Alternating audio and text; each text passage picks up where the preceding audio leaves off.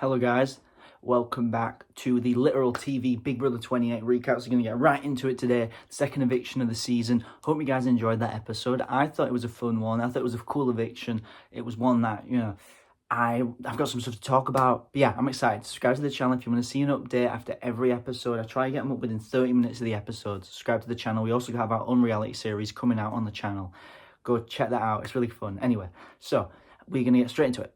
Right off the rip, this episode, it had such a long recap. By the way, Big Brother recaps, you got a lot. Like, this is the thing, I liked like the editing in recent seasons post. Like BB21 was like the low point.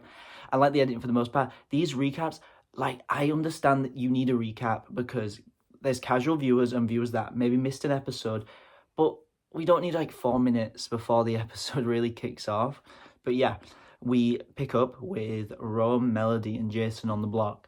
And for me, I feel like all these nominees do offer some, and it's kind of sad noms, to be honest. I don't like Jason, but he is a drama starter. Rome is someone that, he's just a very interesting character. He's very kind of aloof.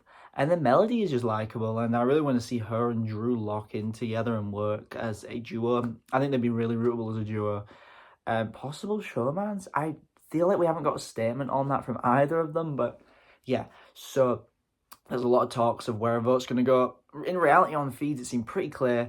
Rome was going to go if he was on the block. If not, Jason was going to go with pretty easy votes. There were going to be no more than like a few votes on the other side. So it wasn't really a debate. So these vote talks kind of mean nothing. But I think the most interesting part, I mean, maybe I'm very focused on Drew because Drew is my favorite in the house. I'll be real. But he is in this weird spot in the game where he is in the middle and he's playing the middle really well. But he's more loyal to one side, and that's the side that suspects him. And it's kind of crazy.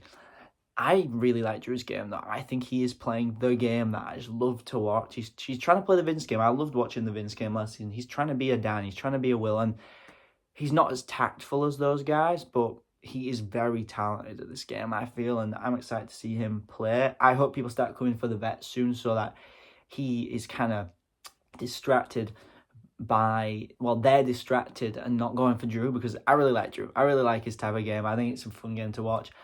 And him and Barrett is a cool duo, but Barrett calling Dr. Drew like Dr. Will is crazy, especially because I do get such damn vibes from the way he talks, the way he moves, the way he looks. But yeah, Barrett is likable too, though. He is just a lot more chill. I know on feeds people don't really like his kind of energy as much. I think he's very low energy, but I don't really mind that.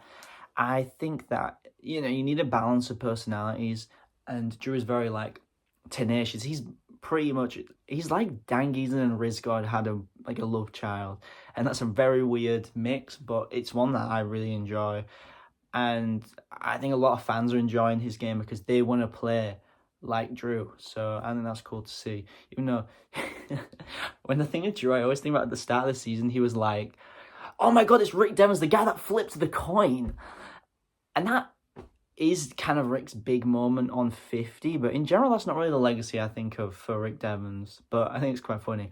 But anyway, we have a lot of these talks. We get to the blockbuster. It's the comp where they have to balance the different things in towers that are like all matching. It's pretty much a Hanoi style comp. And I feel like a lot of people going into this like, yeah, Jason's going to win. Jason does win. Keanu won this last season, though. I feel like it's one that is just about if you get a good start. If you get a good start, you're going to do well on this. This was Keanu won it, and then it was Zach versus Vince, I believe, last season. I like it as a blockbuster. I think it's a fun little short comp. But yeah, Jason winning for me. I was hoping Rome would win. I think Rome's place in the house is a lot more interesting. And I think we've lost two of the more interesting characters in the house. Jason is an interesting character, though. He did get his game blown up by Angela, of all people, but hey, what can you do? So, anyway, we move into the vote, and the only person to vote to save Rome is actually Taylor, which I'm not a huge Taylor fan, just because I think she's very much so just not doing much, but I do always respect when a player will just vote where they want to vote, not just voting with the majority. I'm pretty sure it wasn't a Hinky vote. I'm pretty sure she actually, like, wanted to vote that way. I always respect that because I think voting with the house just because that's where the vote's going, I don't really like that unless it's, like, really to preserve your spot. But, like, I kind of get why Lyric did it a little more, but no one would blame her if she voted out Melody. But yeah, Rome ends up going, and something I did like about his goodbye, he didn't do the hug stuff. I think he's so sick of the hugs, because I would be so sick of those hugs. Like, I remember, you see, Jason comes back, like, Jason won the blockbuster. Why were, like, they were just random hugs going on. You have, like Barrett's hugging fucking Taylor and stuff. Like Ashley's come back in the house to hug Angela. Like, what is going on? Like, what are we doing? Why are we having so many hugs? But, yeah, I do appreciate that. He was, as he got out, was like, guys, I don't have time to hug you all, but I love you lyric. It's a lot. It's a lot, this whole I love you stuff. I'm going to be real. I love. I enjoy showmances. You've been in there like 16 days or something, like 16 or 17 days, and you're saying I love you. It's wild, but listen, I don't care, because it's fun TV, to be honest. Like, it is fun to watch just people, like, kind of be crazy in that house, because people do go crazy in Big Brother. Now, Roman's my first draft pick down. I nearly drafted Ashley before Barrett too. Oh my god. But yeah, Rome goes, he has an interview with Julie, which it was a decently likable interview. Yeah, the interview was pretty good. I think Julie was feeling Drew in that vote. I don't know what that was. He was like going for her, and she liked it. She liked it. And hey, good job, Drew. Julie Chen Moonves is a beautiful woman, and we all... She's an alright host. She's an alright host. She's an interesting host, I'll say that. And I love an inspired choice. It's been a while. But yeah, I feel as if, like, Julie is such a weird host, actually. She was, like, going on to Rome about, like, a song by this guy in the 80s. And, like, it's the song that lyrics, like, I think it was dad or granddad made. I don't remember. Maybe uncle, like, in the 80s, like, some hit song. But, like, she didn't explain that. She said the last name, but it's like, he was so lost. Like, that couldn't be a last name of someone else who's Hawaiian. He was just sat there like, yeah, me too, Julie. Like, I felt so bad for him. But yeah, goodbye messages. She says I love you to Rome lyric, and that, I mean, good for them. I love.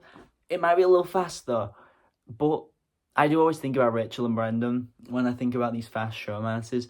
Rachel and Brendan, they straight up, like, were so, like, in sync week one. They were so just close and, like, in love week one. And I think that's beautiful that they could be so close week one, and they're still married, 15, 16 years later? That's beautiful to me. And I think, so that does just show how real that game is to some people. And yeah, speaking of showmances, is something going on with Drew Melody? I can't tell. They're being very closed off about it in the house, and we didn't get any dirhams about them commenting on it. We didn't really get comments on it in the episode, apart from Julie saying a potential other showman. So it was like, where are you getting that from, Julie? But yeah, I was intrigued, honestly, by it, because I don't know where that's going to go. Because on feeds, it kind of seems like they don't know. People don't know if this is a thing or not. But yeah, anyway, that was a fun episode. I'm sad Rome left. I wish Jason left, I don't like him. Melody at least has a little bit of spunk to her. I'm sorry, I don't know why I said spunk. But yeah, I hope you guys enjoyed this recap. I'm going to keep these up. You know, they're not the biggest thing, but I'm just enjoying doing them. Subscribe to Literal TV. I'm going to keep these up, yeah. All right, see you next time. Bye.